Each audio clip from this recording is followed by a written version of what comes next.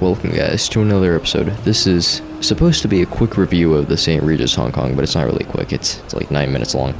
I didn't plan on filming this, so it's not really the best filming I've ever done. I didn't bring my lazier SSD because I had no intention of filming any hotels on this trip, but this hotel was just way too good not to film.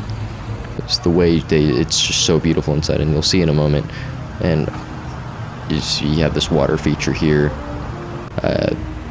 I'm panning here. We'll look at that cinematic shot. It doesn't even look good at night because of all the noisiness or grain, if you want to call it that. And look at those doors opening. Those are some really cool doors. They're automatic. I actually almost ran into them a couple of times because they open outwards. And this is the main lobby area. Ooh, Forbes review. Yes, no, we love Forbes. Yeah, not really. And this is just a pan of the lobby. Just a quick look at the lobby. They had Christmas decorations, of course, but I think this was already after Christmas. They just did not bother to take it down. I think even on our last day of the stay, I think it was the 30th or something, they still didn't take it down. Whatever, I mean, they're nice decorations, I don't care. And this is the room review, which is coming up very shortly. So I wasn't actually gonna record a video of this, but you know it's gotta be good when the door number thing says the suite name on it, because we got upgraded, so I had to record this. There's just no other choice. Oh god, the white balance is so off. Why is it so blue? Okay, there we go. The white balance fixed itself. I don't know why I was doing that. I had to pause the recording, and I guess maybe the iPhone can't really adjust white balance mid-recording. I thought it could, but whatever. Welcome, guys, to another episode. I wasn't actually going to record this hotel. This is the St. Regis on Hong Kong Island. I think it's, yeah, we're on the island. Yeah, we are. I wasn't going to record this. I didn't even bring my lazier SSD, which I usually use to record in ProRes log, but it's just, this room is way too nice not to record, and I felt that it would be a missed opportunity. I can't even get everything in frame because I have to be on the 1x lens, which is the smallest lens that I can use to get everything relatively in frame and also have the highest quality on an iPhone. So this is, I'm trying to get a good visual of the living room. Right out here, because I wanted to show you guys something. That is the tallest tower in Hong Kong. And right on the tip top of that tower, if my finger can, here we go. If my finger can show it, that is the Ritz-Carlton on the very top floors of that building. And I filmed everything 6 months ago at the Ritz-Carlton in that exact same building. Oh my God, what the heck is going on here? There we go. I filmed everything 6 months ago, and I have not got around to edit that review yet because I got completely swamped by school. And also I got too lazy. I don't really have an excuse. I had pretty much the entire summer to do it. But this is, okay, the white balance is not gonna fix itself, is it? It's gonna be really orange on screen. And that happens a lot too. I don't know why. See, on the top left corner right there, if my finger can point at it, it overexposes. I don't know why. And as soon as I come over, oh, look, it magically fixed itself. But apparently the white balance isn't gonna fix it. I promise it's not this orange in real life. And then this is the guest bathroom. I'm trying to get everything in frame, hold on. This is the left corner of the guest bathroom. Let me see if I'm gonna squeeze into this corner, and then that kind of helps. And this is, I'm trying to get as much coverage as I can of this area, but I don't think it's working. Let me see if I can, I'm gonna come back here. There, that kind of helps, right? Let me see if I can zoom in, there we go. Tap that to focus. Yeah, it's slightly better. And then we have this way and this way that we can go. That way is blocked away by my rollaway bed, so we're not gonna go that way. But this area is how we get into the bedroom area.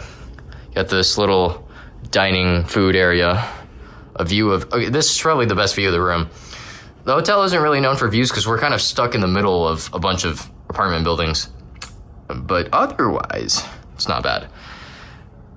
And over here you have, okay, well, that's not a really good view. That's just of a glass building right in front of us. And then if I can, I'm gonna try to step, I'm stepping back into the bathroom to hopefully give a better view of the bedroom. Can I not trip on anything? I'm not gonna trip on anything, that's good. So that's what that looks like. And then now I have to show the bathroom. So what I'm gonna do is I'm gonna go all the way around here, and then hopefully I can get this in frame. Sort of. Yeah. That kind of works. The first thing is on the right side is the first closet. Let me see, can I go back a little bit more? Yeah. It's the first closet. And then to the right, we have the second walk-in closet, just without a mirror. So I'm guessing the other one is probably just for more makeup stuff and whatnot, but I don't do makeup, so that's not really applicable. Bathtub. Let me see if I can. It's not the nicest view, admittedly, but it's a bathtub. I don't think anyone can really complain. You have your toothbrushes, your toothpastes, plural toothpaste. Yeah, sounds right. Combs, well, singular comb, and some other stuff. This is the. I probably should have just mentioned this is the main bathroom. It's not the secondary one. And over here, that in front of us is the shower, and that over there is the bathroom. So let me see if I can hopefully get these in frame. It's not gonna happen, is it? It's not gonna happen. Okay. Bathroom, oh, sorry, shower. This is the shower. Yeah, there's nothing else in here. This is the toilet, because we all love a nice toilet. Really tall ceilings. These ceilings are probably about, give or take, 12 feet. I don't know how many meters that is. So again, I didn't really plan on filming. Oh, good, robe. Sorry, forgot to show that. The most important part. I didn't really plan on filming any of this because I didn't bring anything. I didn't bring my microphone. I didn't bring the Lexer SSD. So, but I felt it would probably be a wasted opportunity to not show all of this. It is way too cool not to show. Oh, this is probably. I probably should have started with this angle. This angle is a lot more. This whole the design of this entire hotel, I'd say, reminds me of the Sam Altman OpenAI videos. The theme with the wood finishes and whatever, they look super similar. Now, of course, it's time for the classic dog travel cinematic shots, which is just me panning my iPhone camera. It's not that special, but I'll take this time to talk about some stuff. Here is a picture of a flower that I took in the base room before we got upgraded to this room. I just thought it was a cool picture, that's why I wanted to show it. This is in this current big room, the upgraded room, the Metropolitan Suite. This is the master bedroom with all the lights on, because it wasn't until after the recording that I realized how to turn on these lights. So that's what it looks like with all the lights on. This is what the main lobby looks like during the daytime, because I filmed the lobby at night, because I don't usually like to film other people, which is why I do most of my recordings at night.